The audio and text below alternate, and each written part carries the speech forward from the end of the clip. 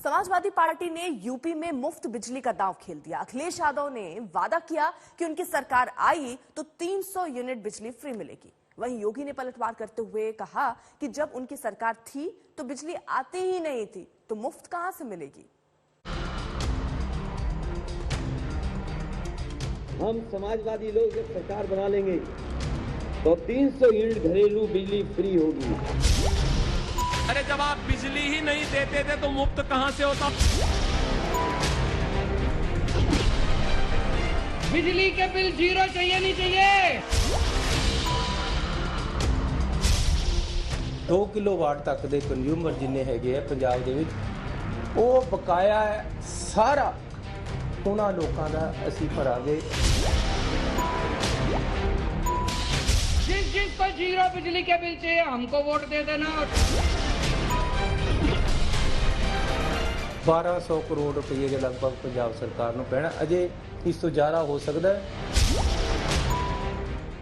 जब बिजली ही नहीं आती थी तो मुफ्त की बात कहां।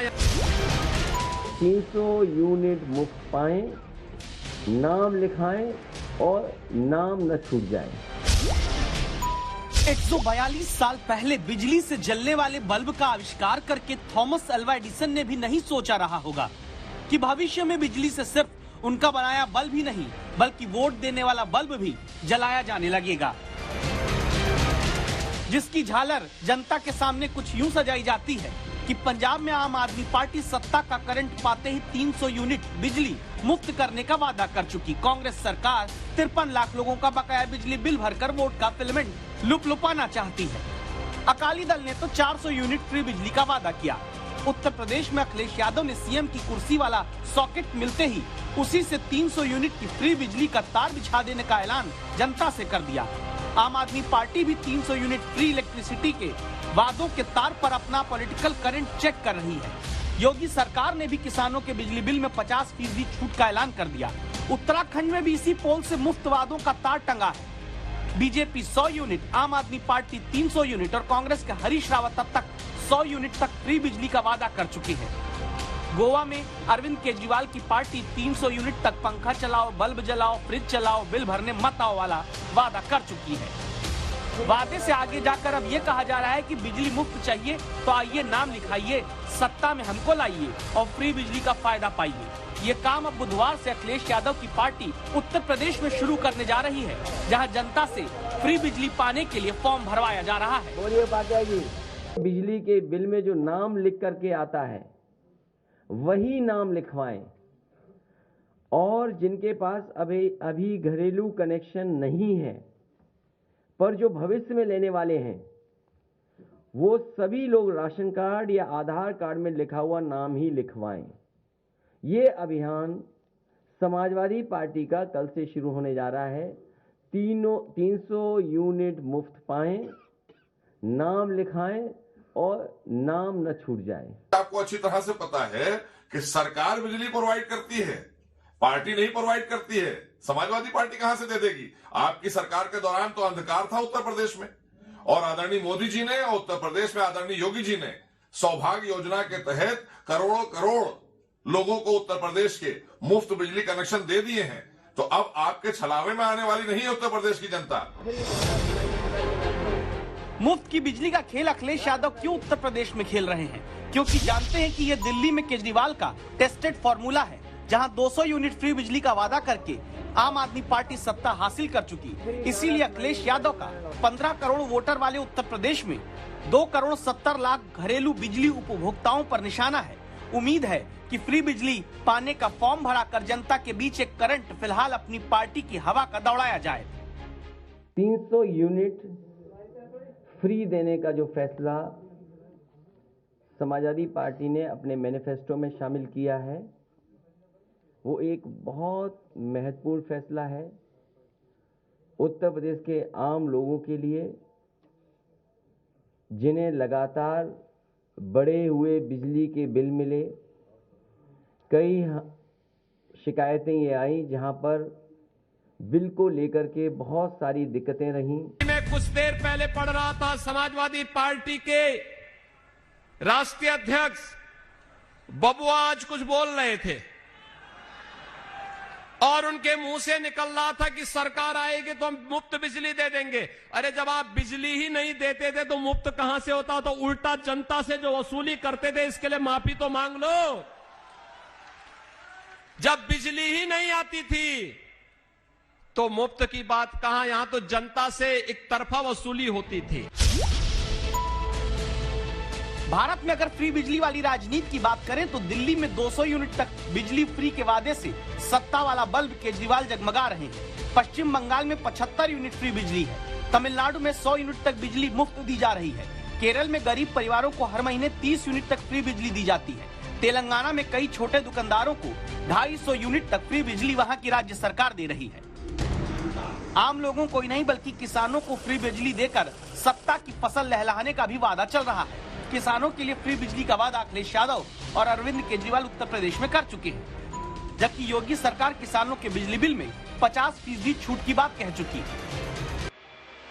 ये राजनीति और राज्यों में भी जारी है, क्योंकि देश में आंध्र प्रदेश, कर्नाटक, पंजाब, तमिलनाडु और तेलंगाना में किसानों को पहले से मुफ्त बिजली दी जा रही है। हरियाणा और पुडुचेरी में किसानों के लिए बिजली की दर ना के बराबर है। मुफ्त की बिजली से वोट का बल्ब जलाने चले नेता हालांकि ये हिसाब नहीं देते कि उत्तर प्रदेश में जहां बिजली विभाग पहले से 90,000 करोड़ के घाटे में फ्यूज हुआ पड़ा है, वहां 3.25 करोड़ उपभोक्ताओं को 300 यूनिट फ्री और किसानों को बिजली फ्री देने के लिए बाकी 34,000 करोड़ रुपए हर साल कहां से आएंगे? सत्यम मिश्रा के साथ समर्थ श्रीवास्तव, लखनऊ, आज तक। पंजाब में आम आदमी पार्टी ने अपने सीएम चेहरे का ऐलान कर दिया। पब्लिक सर्वे के बाद आम आदमी पार्टी का दावा है कि भगवंत मान पंजाब की जनता की पहली पसंद है।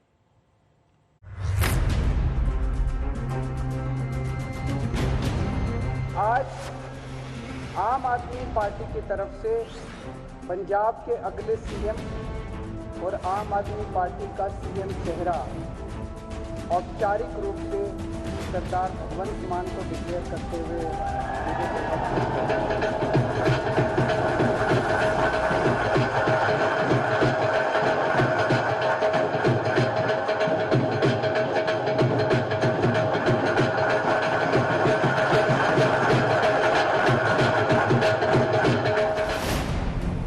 रियलिटी शो से राजनीति में आने वाले भगवंत मान के नाम का ऐलान भी किसी रियलिटी शो के फिनाले जैसा था।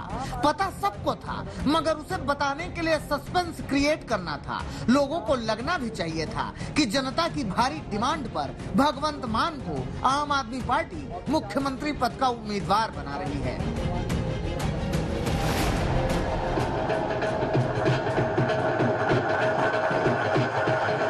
भगवंत मान जी मेरे छोटे भाई हैं। मैं अगर खुद भगवंत मान जी का नाम डिक्लेयर कर देता तो कहते केजरीवाल ने अपने भाई को बना दिया, केजरीवाल ने भाई भतीजावाद करा है जैसे दूसरी पार्टियां करती हैं। भाई भतीजावाद के खिलाफ अरविंद केजरीवाल ने हुनर दिखाया। कहते हैं एक सर्वे कराया, 3 दिनों में 21,59,000 लोगों ने अपनी राय सौंपी और राय शुमारी का जब परिणाम आया तो मोहाली में माहौल यूं हो गया।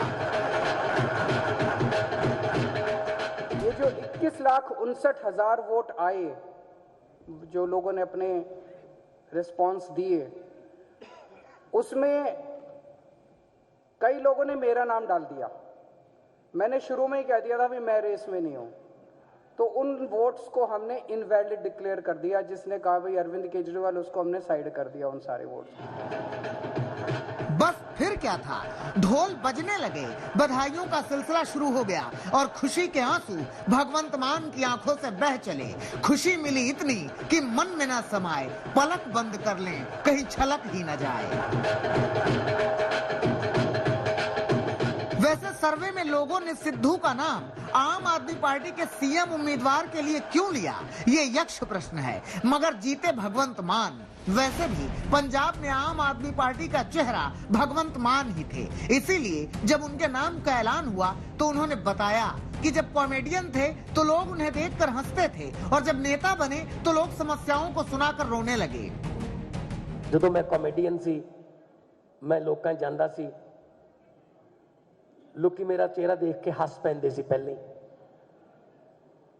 ਜ਼ਿੰਦਗੀ 'ਚ ਐਡਾ ਵੱਡਾ ਬਦਲਾਅ ਮੈਂ ਸੋਚਿਆ ਨਹੀਂ ਸੀ। ਹੁਣ ਬਿਲਕੁਲ ਰਿਵਰਸ ਹੋ ਗਿਆ।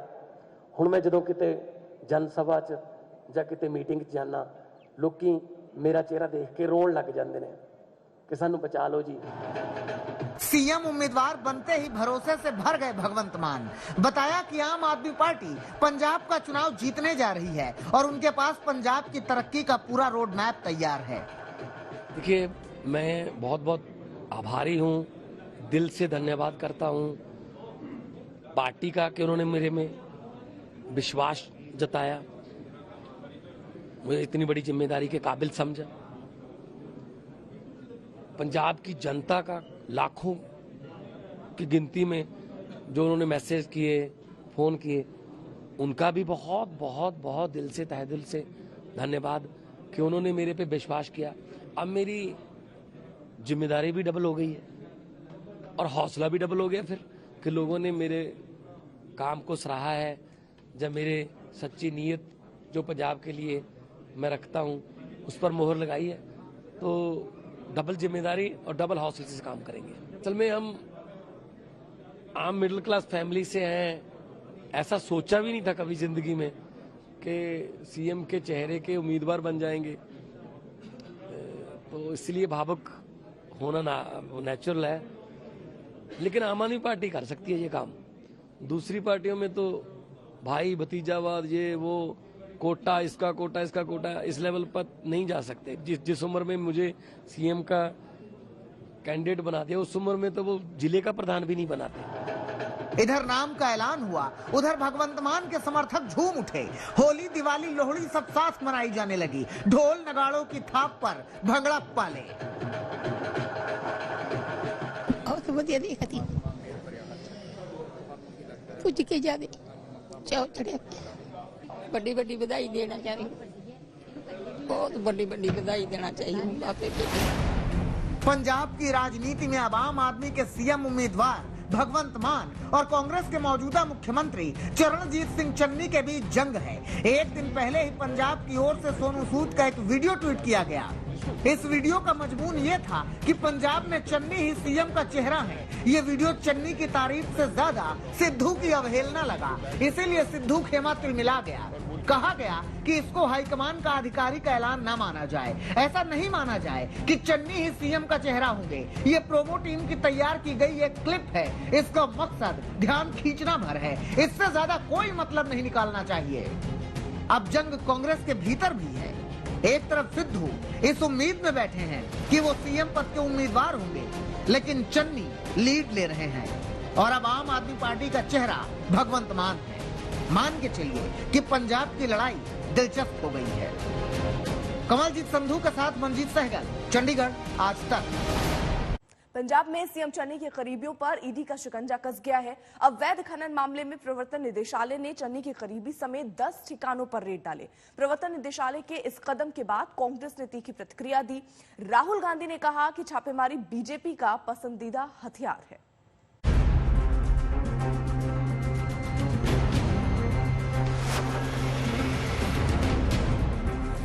इसे महज एक संयोग माना जाए कि जैसे ही चुनाव आते हैं हमारे देश की एजेंसियां घनघोर सक्रिय हो जाती हैं, तो ईडी पंजाब में सक्रिय हुई है। इधर सुबह के सूरज ने दस्तक दी, उधर ईडी की 8 टीमें पंजाब में 10 से 12 ठिकानों पर पहुंच गयी। मसला था अवैध रेत खनन का। ईडी को शक है कि रेत खदान के ठेके लेने में काले धन का भी इस्तेमाल हुआ है। लेकिन इस छापेमारी में सियासत का तड़का तब लगा जब मालूम चला कि ईडी जिन 10 ठिकानों पर छापेमारी कर रही है, इनमें मुख्यमंत्री चरणजीत सिंह चन्नी के एक रिश्तेदार भी हैं। नाम है भूपिंदर सिंह हनी। तो भूपिंदर सिंह हनी के घर को तलाश रही थी ईडी। हम इस वक्त मोहाली के होमलैंड इलाके में हैं। यहाँ पर ये जो मकान है 5वीं मंजिल पे, वहां पे सुबह से ही रेड चल रही है। लेकिन सबसे बड़ी बात है कि सियासत हो रही है वो इलीगल सैंड माइनिंग को लेकर हो रही है। नवजोत सिंह सिद्धू ने कहा है, चन्नी साहब ने खुद भी बोला था कि उन पे कार्रवाई होगी। लेकिन इस वक्त ईडी का रेड मल्टीपल लोकेशन पे होना, उसको किस तरह से देखी जाएंगी? सियासी पार्टीज जो है इस पे राजनीति तो गरमाएगी ही। आपको बताते चले कि इसके पहले भी विपक्ष लगातार आरोप लगाता रहा है कि सैंड माइनिंग के अवैध कारोबार में सीएम चन्नी के नजदीकी लोग शामिल हैं। अब माहौल ही ऐसा था, सीधा आरोप लगा चरणजीत सिंह चन्नी पर तो चन्नी सामने आए और उन्होंने वही आरोप लगाया जो अक्सर नेता लगाते हैं कि ये छापेमारी डराने की कोशिश है, खालिस चुनावी सियासत में लिपटी हुई है ये छापेमारी, मगर मैं डरूंगा नहीं।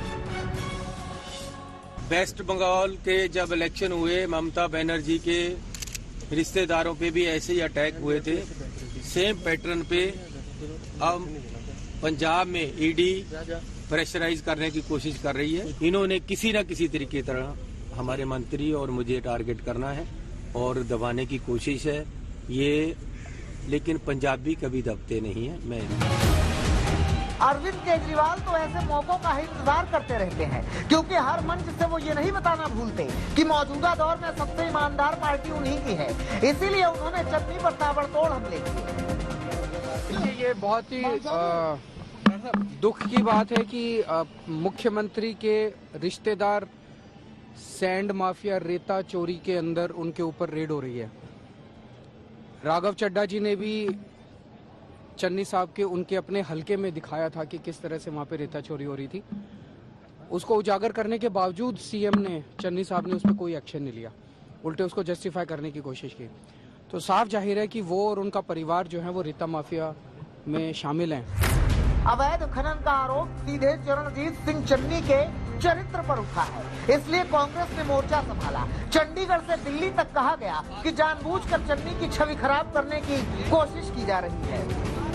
भूपेंद्र सिंह हनी सरदार चरणजीत सिंह चन्नी जी की साली का बेटा है, भतीजा है, पर भूपेंद्र सिंह हनी का तो कहीं एफआईआर में नाम नहीं। किसी पुराने 5 वर्ष पुराने मुकदमे में जिसका चन्नी जी या उनके परिवार से कोई लेना देना भी नहीं, उसके अंदर झूठी संलिप्तता के माध्यम से ये अपने आप में दिखाता है कि बदले की भावना, प्रतिशोध की भावना गरीबों, दलितों और हिंदुस्तान के इकलौते दलित मुख्यमंत्री के खिलाफ भारतीय जनता पार्टी के मन में धधक रही है। 5 नदियों वाले राज्य में अभी तो चुनावी सियासत का आगाज है, और आगाज ऐसा है तो अंजाम कितना धारदार होगा इसका अंदाजा लगाना आसान है। बस दम साध कर देखते जाइए कि 20 फरवरी तक झेलम, चनाब, रावी, ब्यास और सतलज में चुनावी सियासत का कितना पानी बह जाता है। कमलजीत संधू के साथ मंजीत सहगल, मोहाली, आज तक। यूपी में एक और मुस्लिम और हिंदू की जंग वोट बैंक में तब्दील करने की कोशिश हर पार्टी अपने एजेंडे के साथ कर रही है, तो वहीं अब दागी उम्मीदवारों का मुद्दा भी गर्म हो रहा है।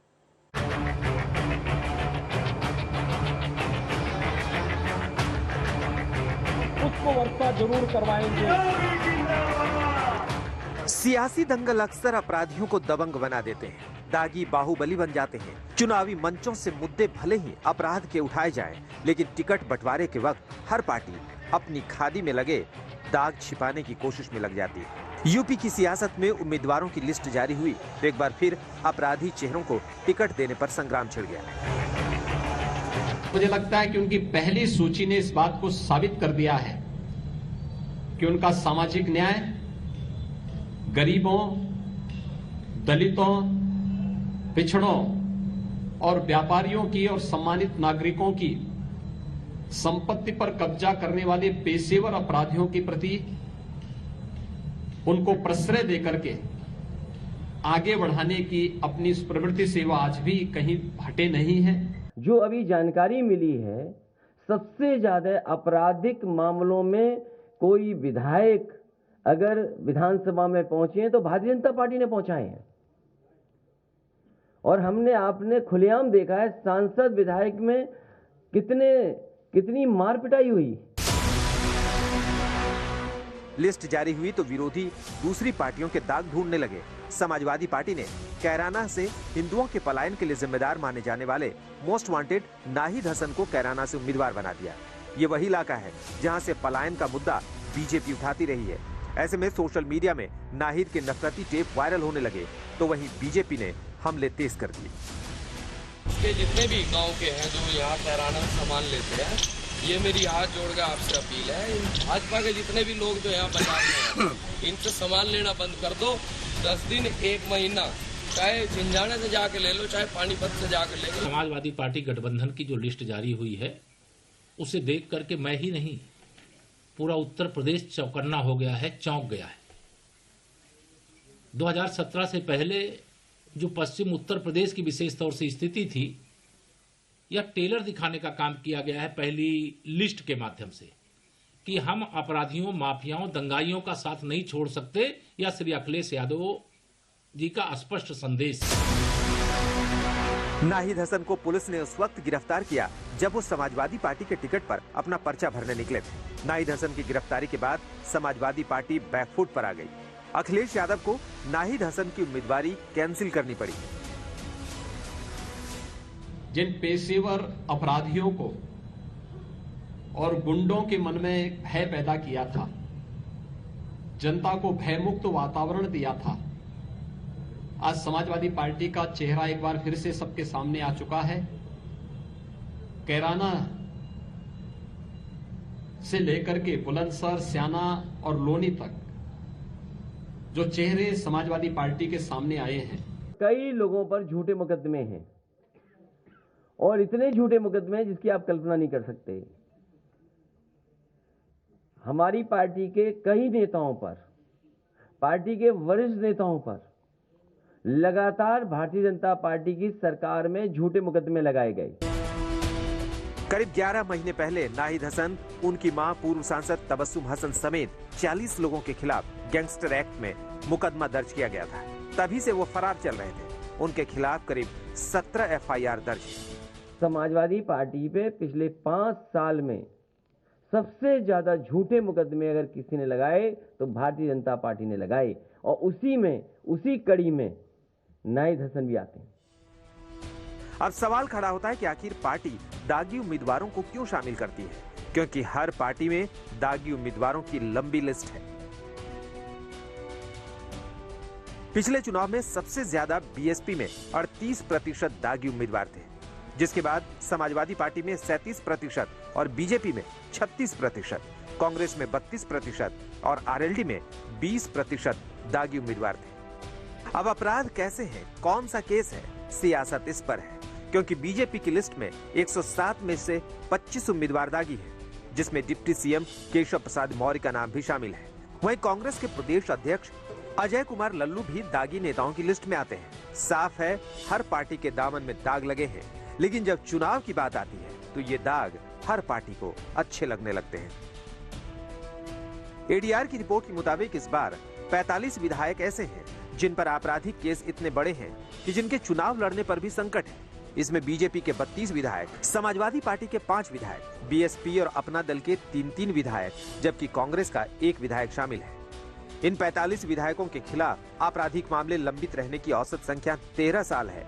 32 विधायकों के खिलाफ 10 साल या उससे अधिक समय से कुल 63 आपराधिक मामले लंबित हैं। इस सूची में टॉप पर मडिहान विधानसभा से बीजेपी विधायक रामाशंकर सिंह, दूसरे स्थान पर बहुजन समाज पार्टी के मऊ से मुख्तार अंसारी, तीसरे स्थान पर धामपुर से बीजेपी विधायक अशोक कुमार राणा है।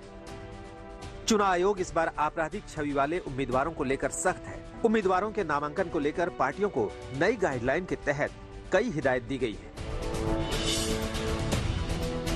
चुनाव आयोग ने स्पष्ट कर दिया है कि कोई राजनीतिक दल किसी आपराधिक प्रवृत्ति के व्यक्ति को प्रत्याशी बनाता है तो उसके प्रत्याशी के खिलाफ लंबित आपराधिक मामलों का पूरा विवरण उम्मीदवार चयन के 48 घंटे के भीतर या नामांकन दाखिल करने की पहली तारीख से पहले बताना होगा।